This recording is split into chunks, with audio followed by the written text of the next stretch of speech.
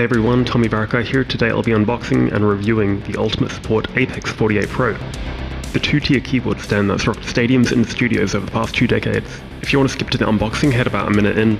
With its characteristic, iconic, slanted structure, there's no denying that the AX-48 is one of the most attractive and aesthetic stands on the market, hiding the arms as your keyboards levitate from the audience's view. However, looks aside, is it the most reliable stand?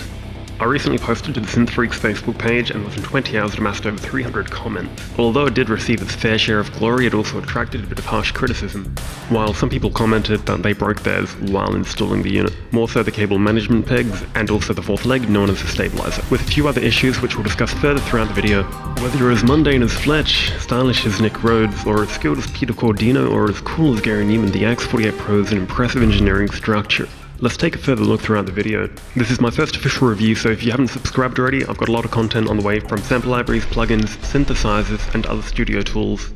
So on the website it claims it can hold up to 56 kilo per tier, being 125 pound.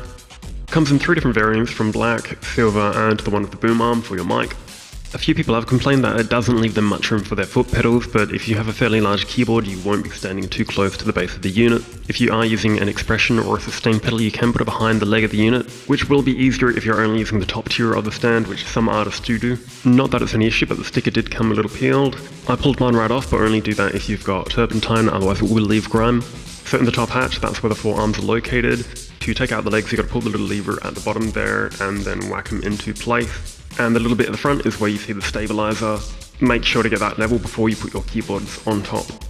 It's also worth noting where your essential outputs are on your keyboard or synthesizer, as it will clash with the middle of the stand. So the arms just lock into place like that.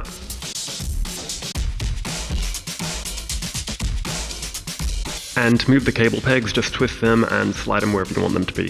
So this is kind of the one part which did scare me, as there is no lock or bolt.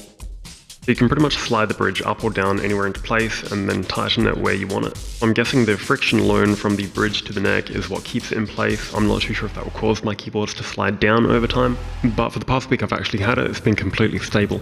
Some people have complained that it's a bit heavy, weighing in at 8.5 kilo, but for the portability I don't find it too bad.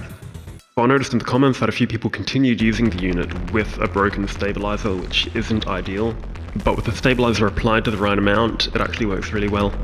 After gaining enough trust with the stand, I put my Jupiter X on the top tier, which arms go out to 13 inches, while the bottom tier's arms go out to 18 inches.